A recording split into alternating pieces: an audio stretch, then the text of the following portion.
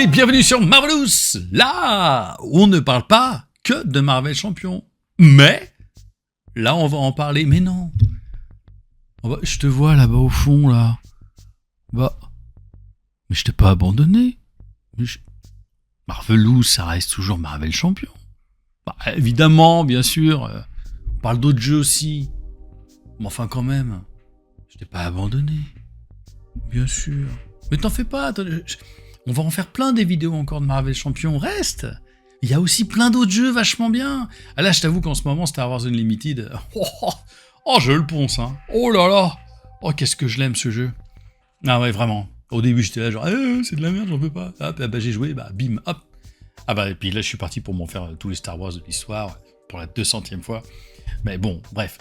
Restons... Revenons à nos petits moutons, là, voilà, aujourd'hui, on est quand même toujours sur Marvel Champion aussi. Alors, bien sûr, je n'ai pas toujours acheté la boîte de l'ère d'Apocalypse. Ça va être fait. Juste en ce moment, j'ai un boulot de fou. Je suis par Mons et par Vaux, j'ai beaucoup de créations théâtrales. Vous le savez aussi maintenant, je pense la plupart, que mon boulot, c'est le théâtre. Et voilà, j'ai beaucoup de boulot dans le théâtre, donc j'en suis très très content. Mais en même temps, forcément, ça me demande aussi beaucoup d'énergie pour ça. Et puis, voilà, dans le temps libre, malheureusement, il y a un petit peu Star Wars Unlimited qui est passé par là. Parfois, il y a un peu de l'Orcana. Et puis, il y a toujours du Baldur's Gate que j'ai toujours pas terminé après 150 heures de jeu. Mais avant de commencer cette vidéo, la condition générale d'utilisation de cette vidéo, donc tout simplement, si vous venez d'arriver, abonnez-vous à la chaîne du Troll Savant, vous mettez le petit pouce bleu qui fait plaisir, vous vous abonnez à la chaîne, aussi à la chaîne Twitch de Marvelous Marvel Champion qui doit s'inscrire peut-être par là en dessous, et puis sur le Discord, bien évidemment, il y a l'invitation permanente pour venir, tout simplement, venez, la maison est ouverte. Évidemment, on parle beaucoup de Marvel Champion sur le Discord. On va commencer à ouvrir d'autres canaux pour parler aussi d'autres jeux, puisque j'ai décidé véritablement d'ouvrir Marvelous. Et venez, la communauté est magnifique. Et aujourd'hui, on se retrouve pour la série de vidéos Deck Ultime, ou Code 9 Deck, si vous préférez. Là, je vous propose une dinguerie. Alors, il n'est pas de moi, ce deck. C'est Nawax, si je dis pas de bêtises, qui nous l'a proposé sur le Discord. J'étais passé complètement à côté et je l'ai découvert. Il me fait... Alors je me suis fait une petite partie sur TTS, pas sur... sur TTS, pour me faire plaisir. Alors, j'irai sur Twitch. La prochaine fois que je vais sur Twitch et que je fais une partie en live, alors c'est sûr qu'il y a les decks de Merlin qui nous donnent très très envie de jouer avec, et d'ailleurs il est en train de préparer des dingueries, je vous dis que ça, si vous êtes sur le Discord, venez voir les créations de Merlin, c'est de la dinguerie pure, c'est du génie ou le mec est fou, voilà. Enfin, moi je pense que le mec produit mieux que les gars de FFG. Alors, aujourd'hui je vous retrouve pour un deck, j'adore le titre, 50 Shades of X-Men, c'est un deck Cyclope, alors j'aime beaucoup cette illustration là qui a été faite sur Cyclope, qui est vraiment très très sympa. Thug Life. C'est un deck de, rendons-lui honneur, bien sûr, de Journeyman 2. Et le deck est complètement craqué. Regardez-moi le nombre. Alors, vous allez avoir deux chocs. Le nombre d'alliés et ça, le 50 cartes, c'est l'hérésie totale. Bien sûr, vous avez le droit de 40 à 50 cartes. Moi, les seuls decks, alors dites-moi en commentaire, les seuls decks ou en tout cas le seul deck que j'ai vraiment pu faire de mon côté en 50 cartes, c'était Adam Warlock, qui attire la triole. Et je crois que je me suis permis 42, je crois, dans mon deck Scarlet Witch, mais pareil, elle pioche de folie, donc ça peut toujours valoir le coup. Ce deck-là a un gameplay génial, si vous aimez, bien évidemment, le gameplay avec des alliés. Et je vais vous donner les quelques tricks. On va se passer en revue rapidement le deck, qui il y a dedans. Pour le coup, il n'y a que 9 packs de requis pour pouvoir créer ce deck, malgré les 50 cartes. Donc c'est assez intéressant de voir que on n'est pas sur un deck avec besoin de 16 ou de 18 packs pour pouvoir le faire. 9 packs, alors on n'est pas dans le low cost, bien sûr. On est... bon, bien sûr, je pense qu'il faut vraiment aller chercher les cartes X-Men. Enfin, on est vraiment plutôt sur les dernières boîtes. Sur la Genèse des X-Men et compagnie. Mutant Genesis, c'est ça. Mais il y a vraiment, ça fait très très envie. Je vous rappelle quand même le pouvoir de Cyclope. Vous pouvez mettre n'importe quel héros, non pas héros, pardon, n'importe quel allié de n'importe quelle couleur. C'est ça qui est très très fort. Donc on peut se faire aussi, c'est Unité de Color of Benetton ou Unité de Color of X-Men. Voilà. Alors dans ce Cyclope, parmi tous les alliés qu'il y a, rapidement, on a Angel, qui est une carte basique et assez forte parce que tu réduis le coût de 1 pour jouer Angel si votre identité a le trait X-Men ou mutant. Évidemment, au lieu de coûter 3, il va coûter 1. Il attaque de 2, il fait un contre d'1, il a 3 points de vie, pardon. Je bug un peu, c'est une fin de journée. Blindfold, alors c'est psionique, alors vous allez voir pourquoi on a besoin d'avoir des personnages aussi psioniques. En gros, de toute façon, vous mettez tous les alliés X-Men possibles et imaginables. Après que Blindfold est entré en jeu, vous regardez les 5 cartes du dessus du deck en compte, vous défaussez une de ces cartes et remettez les autres dans le même ordre. Ça nous permet d'aller peut-être piocher sur notre prochaine main, de voir quel genre de personnage on va vouloir avoir. De toute façon, vous voyez bien, sur 50 cartes, il y en a 19 qui sont des alliés. Évidemment, il y en a un certain nombre que vous allez laisser passer. On a le Colossus, qui a 3 d'attaque, avec 2 points de dégâts, qui a 4 points de vie, qui a 2 dégâts consécutifs et 3 points de vie. Lui, c'est pareil, on peut le jouer pour 3, et il a ténacité. Le fameux Diablo, quand un personnage X-Men est censé subir n'importe quelle quantité de dégâts d'une attaque ennemie, vous dépensez une ressource éclair et vous renvoyez Diablo dans votre main. Vous prévenez tous ces dégâts, donc ça peut être un vrai bouclier quand vous le sortez. Le Feu du Soleil que moi j'avais jamais joué. Après avoir joué Feu du Soleil de votre main, vous dépensez une ressource éclair et vous choisissez un attachement avec le texte Action de héros ou Repose de héros et vous défaussez là. Forge, que j'adore. Forge, je trouve vraiment super fort. Forge, après que Forge est entré en jeu, vous cherchez un soutien X-Men ou X-Force dans votre deck, votre pile de défausse, et vous l'ajoutez à votre main. Ça marche toujours très bien avec... non, c'est peut-être pas sur ce deck-là. Gentle, c'est pareil. Je l'avais jamais joué. Lui, il attaque de 3, il a 1 de contre, et il subit un dégât consécutif de moins, c'est ça je crois, après qu'il a attaqué un méchant. Ah non, plus un dégât consécutif après qu'il a attaqué un méchant. Donc c'est uniquement pour les alliés. Le fauve, lui quand il rentre en jeu, vous pouvez chercher une carte ressource de votre deck, de votre pile de défausse, et vous l'ajoutez à votre main.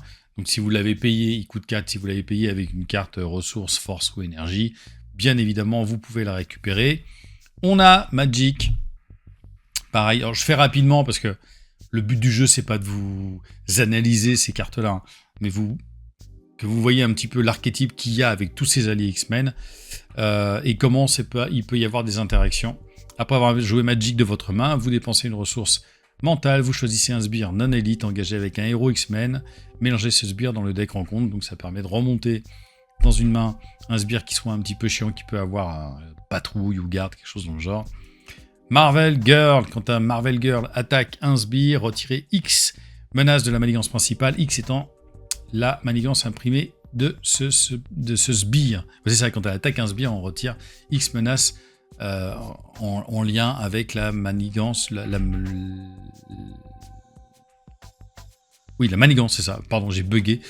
La manigance imprimée sur ce sbire. Mirage, quand elle est entrée, une fois qu'elle est entrée en jeu, on choisit un ennemi dont la manigance est inférieure au contrôle de Mirage, et on sonne cet ennemi, sachant qu'elle a 2.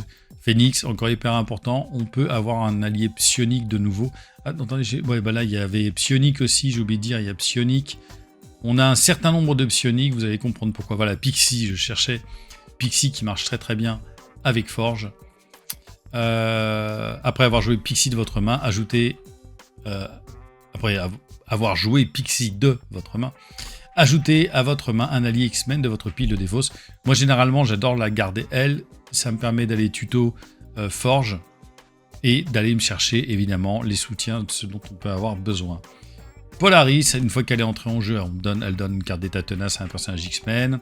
Le professeur X, puis la peine de vous le présenter. Psylocke, elle a 2 jetons psioniques sur elle, et quand elle attaque un ennemi, on lui retire un jeton psionique, on désoriente cet ennemi, et on lui inflige un dégât. Le Rock Slide, un gros tank avec 6 points de vie qui riposte plus 1. Voilà, on va juste le mettre et on va vraiment s'en servir comme défense. La Tornade, bon, qui coûte quand même très cher, hein, qui coûte 5, même si on peut la payer à 4, bien évidemment, puisqu'on a le trait X-Men. Quand Tornade, contre une manigance, déplacer 2 menaces de cette manigance vers une autre manigance. Bon, c'est pas... moi, je m'en suis pas servi dans la partie que j'ai fait. Voilà. Moi, je la trouve pas délirante, elle me fait pas... C'est pas de ouf. Le petit Wolverine, bien évidemment, il fait du bien. L'attaque de Wolverine gagne percent. Après le début de votre tour, vous soignez un dégât de Wolverine. Voilà, voilà. Tout le deck d'alliés qui est ici. Alors, comment on va aller les chercher? De toute façon, même n'importe comment, sur un deck de 50 cartes, on a quand même un truc qui on va avoir de la pioche. Et dès qu'on va avoir besoin d'un allié, de toute façon, dès que vous allez refaire la main, potentiellement, je crois, si on doit compter, on doit être dans les 45%, enfin, peut-être pas 45%, dans les 40%, 42% d'alliés dans votre deck. Donc, c'est assez facile de piocher des X-Men. Alors, avec à moi mes X-Men, on a... alors, vous connaissez cette carte, on l'a en 3 exemplaires en plus. Action de héros, vous allez chercher un allié X-Men parmi les 5 cartes du dessus de votre deck, vous le mettez en jeu. Si cet allié est toujours en jeu à la fin de la phase, non pas du round, ajoutez-le à votre main, donc c'est assez mortel. Et donc vous pouvez compter, voilà, dans les 90% de réussite, d'avoir un allié gratuit pour la phase attaque et le récupérer dans la main à la fin de la phase. Donc ce qui fait une carte supplémentaire après votre pioche. Donc c'est quand même très fort. Là on a les cartes bien évidemment de Cyclope. Je passe pas du temps sur les cartes de Cyclope puisque j'ai déjà fait largement l'analyse. Alors les soutiens et les améliorations dont on va avoir besoin. Évidemment Cérébro. Cérébro, c'est une action d'alter ego. Quand vous l'inclinez, vous allez chercher un allié X-Men parmi les 5 cartes du dessus de votre deck et vous l'ajoutez à votre main. Mais si vous contrôlez un personnage psionique, vous cherchez dans l'intégralité de votre deck. D'où l'idée d'avoir évidemment... donc en psionique, on a Psylocke, on a le Professeur X,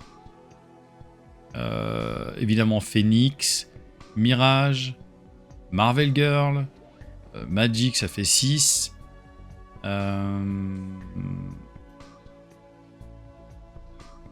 7 avec Blindfold. On a 7 alliés psioniques. Alors, je pense bien que Cérébro, quand vous serez en alter ego, vous allez pouvoir largement chercher...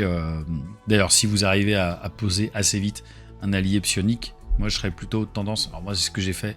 J'ai fait en sorte de laisser cet allié le plus longtemps possible sur le plateau, en tout cas ne pas me défendre avec lui, ni attaquer, etc. On a l'exercice de cohésion d'équipe, bien évidemment, vous connaissez, ça vous permet de jouer une carte de votre main qui partage un trait avec votre héros en disant son coût de 1 en ressources. Donc c'est vraiment très fort. On a 3 incroyables X-Men. Alors les incroyables X-Men, c'est le coût -1 par allié X-Men, plus 1 point de vie pour les alliés. C'est très fort. Tu réduis le coût en ressources des alliés X-Men que vous jouez pour chacun des personnages qui ont le trait X-Men. Donc c'est carrément claqué. C'est vraiment la carte clé limite du deck. Évidemment, on ne peut avoir qu'une carte équipe par joueur, mais on en a 3 exemplaires parce que sur les 50 cartes pour le coup, il faut vraiment réussir à les piocher la plus rapidement possible, voilà, si vous pouvez, parce que imaginez que vous avez une tripotée, déjà vous avez cette carte en début de tour, en début de jeu, pardon. Non seulement vos alliés vont gagner un point de vie que vous posez, et en plus, si tous vos personnages ont les traits X-Men, plus vous en avez, moins ils vont coûter cher. Non, c'est carrément totalement craqué. On a le Triskelion qui nous permet de contrôler plus de 3 alliés, donc 4. Le X-Jet qui nous permet donc d'avoir les petites ressources qui peuvent aider. On a vu qu'on avait des personnages qui permettaient qu'on jouait une ressource comme Diablo par exemple. Si vous posez Diablo et qu'à chaque fois vous faites le X-Jet pour générer la ressource, c'est Game Breaker. Le regroupement, quand un allié est vaincu par une attaque ennemie, renvoyez-le dans la main de son propriétaire au lieu de le défausser quand le round se termine. Vous défaussez cette carte. Pareil, ça peut être très fort. Ça, on va utiliser le regroupement. Je pense qu'on va plus utiliser le regroupement pour voir si on a des cartes qui ont des effets d'entrée. Ce qu'on appelle sur Hearthstone, si vous connaissez, des cris de guerre. Voilà, comme le professeur Rix, par exemple. Enfin, Utopia, si chacun de vos alliés a le trait X-Men, vous augmentez de 1 la limite des alliés. Et après qu'un X-Men est entré en jeu, on redresse un autre personnage. Vous avez cligné Utopia et vous redressez un personnage X-Men. Donc là, le set de soutien, il est dinguissime. Évidemment, vous pouvez avoir jusqu'à 5 alliés en jeu avec le Triskelion et Utopia. Bon. C'est pas toujours facile d'avoir les 5. Moi, je dirais que j'ai réussi juste avec le Utopia. J'ai gardé que 4 au maximum. Et après, ça tournait beaucoup, quoi. Voilà, j'attaquais, je défendais, j'attaquais, je défendais. Je crois que mon Cyclope, il a subi genre très très très peu de dégâts. Et ça attaquait de loin facilement. Je gérais plutôt la menace aussi avec Cyclope, pour le coup. Et l'incroyable X-Men, je l'ai vraiment eu tard dans la partie, donc moi pour le coup j'en ai pas vraiment profité. Mais c'est les 9 soutiens là, c'est quand même canon, avec bien sûr incroyable X-Men qu'il faut absolument au mieux essayer d'aller chercher au plus tôt dans la partie. On a dans les améliorations, alors ça on connaît, c'est toutes les cartes tactiques de Cyclope. On a le membre honoraire des X-Men, jouez cette carte uniquement si votre identité a le trait X-Men. Vous attachez cette carte à un personnage ami. Et il gagne un point de vie et le trait X-Men. Parce que je crois qu'il y a des cartes qui n'ont pas le trait X-Men, c'est ça. J'ai pas fait gaffe, c'était pas... Non, c'est... Si Forge, il a le trait. Je sais plus qui a le trait X-Men. Il n'a pas le trait X-Men. Non, je crois que tout le monde a le trait X-Men. Bon, ça permet...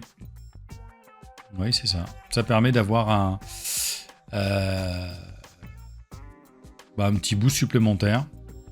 Voilà, alors j'avoue que je ne l'ai pas du tout utilisé, peut-être pour ça. Bien sûr, la réponse immédiate, quand un allié a été vaincu, vous défaussez réponse immédiate, vous mettez en jeu cet allié de votre pile de défausse et vous lui infligez un point de dégâts.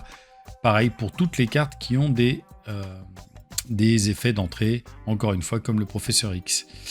Voilà, et puis la visière en quartz rubis, c'est uniquement lié à Cyclope.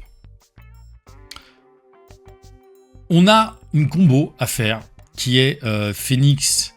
Vous la faites si vous arrivez à choper Phoenix, qui est donc l'allié, je la vois même plus, voilà. L'allié de Cyclope, quand elle rentre en jeu, on choisit une carte du set Cyclope de votre pile de défauts et vous l'ajoutez à votre main. Donc elle va chercher Brillant Technicien. Où est-ce qu'il est, le Brillant Technicien? Je l'ai vu tout à l'heure. Voilà, le Brillant Technicien qui retire 3 menaces d'une manigance. Vous choisissez une carte tactique de votre pile de défauts et vous l'ajoutez à votre main. Et voilà, et vous allez chercher à moi mes X-Men. Oui, c'est ça. Attendez, ouais, Brillant Tacticien. Tu vas chercher une carte tactique. Et donc on va chercher à moi mes X-Men. Et avec ça, ça nous permet d'aller chercher un maximum de X-Men. Donc c'est très très très très fort. Vous voyez, il y a beaucoup de combos. Alors je pense qu'il y en a plein que j'ai pas du tout fait sur une partie contre le Fléau. Je trouve que c'est un deck qui fait archi plaisir à jouer. Bah en fait, évidemment, si vous aimez jouer ce gameplay, si vous aimez ce gameplay à base de commandement, bien sûr que ça donne super envie, bien sûr qu'on s'amuse beaucoup avec ce genre de... C'est très responsive, enfin voilà, tu poses la carte, tu peux avoir des effets, et puis derrière tu vas réduire ton nombre de... le coût des alliés à chaque fois. Je trouve ça hyper fun à jouer. C'est moyennement cher. C'est pas un deck low cost non plus, mais je pense que c'est pas non plus un deck très très très cher, j'allais dire à crafter. Ça me semble pas non plus être un deck hyper cher à avoir. Bien sûr, vous pouvez, comme d'habitude, créer une espèce de setup un petit peu différent. Là, c'est le deck, il est tel quel. Vous prenez tel quel ou pas. Si vous détestez que vous êtes un ayatollah du 40 cartes, bah, c'est pas difficile. Pour moi, il y a quand même un certain nombre de héros que vous pouvez dégager. Vous pouvez en dégager, je pense, d'alliés. Vous pouvez en dégager 5-6 en virant le membre honoraire, peut-être la réponse immédiate. Moi, je virerais pas l'Utopia, mais peut-être le Triskelion. Je garderai quand même le X-Jet. Le Cerebro, c'est quand même important.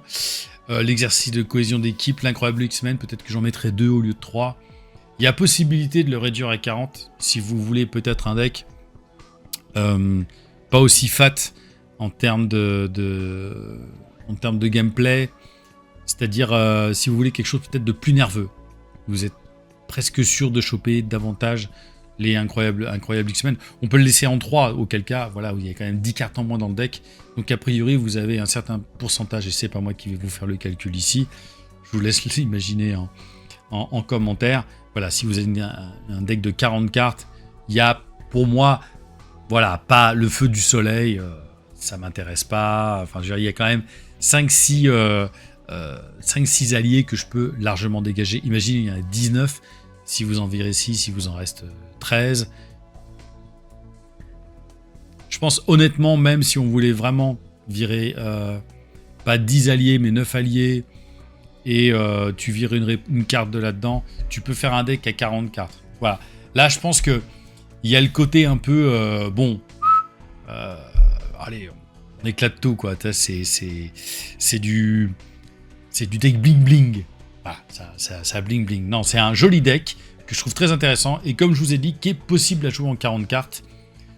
Peut-être et qui apportera, je pense, à mon avis, quelque chose un petit peu plus nerveux. Voilà, peut-être un petit peu plus de punch. Parce que moi, sur les 2 premières mains, par exemple, je crois que je me suis chopé aucun soutien, etc. J'avais vraiment que des alliés et résultat, bah, tu défausses quand même un certain nombre d'alliés. Ça te fait un petit peu chier. Donc, c'est parfois un petit peu plus lourd. Maintenant, en tout cas, perso, c'est très bien passé en solo, parce que comme on peut avoir un maximum de personnages pour aller gérer de la manigance, enfin un maximum d'alliés pour gérer de la manigance, je pense que c'est un deck solo qui tient bien la route. De toute façon, moi je ne l'ai joué pour le coup qu'en solo. Mais en tout cas, je pense que je vais me le faire de manière physique, parce que bah, c'est pas un personnage que je joue assez Cyclope. J'adore le concept d'avoir effectivement, comme je vous disais en début de vidéo, plein de personnages très différents, plein d'alliés différents, et puis ben voilà, on joue un petit peu des cartes qu'on aurait mises de côté de temps à autre. Voilà, là, si vous voulez le réduire à 40 cartes, encore une fois, je pense que c'est parfaitement envisageable. Dites-moi maintenant en commentaire si ce deck vous plaît, si vous en avez un à peu près dans le même délire. N'hésitez pas à nous mettre les codes, hein. Je sais pas si j'imagine qu'on peut mettre les codes ou nous dire, voilà, qu'est-ce que vous changez vous, quel est votre deck sur Marcel CBD. Ou sinon, bien évidemment, vous les mettez aussi dans le Discord. Et enfin, du Discord, si vous avez, vous, créé un deck où vous vous dites « Mec, mon deck, c'est une dinguerie, ça bétonne tout le monde », envoyez-le moi directement en MP sur le Discord et je me ferai un très plaisir de le commenter comme je viens de le faire ici. On se retrouve, nous, tout bientôt pour une nouvelle vidéo, Marvel Champion ou autre. Et d'ici là, ciao, Marvelous.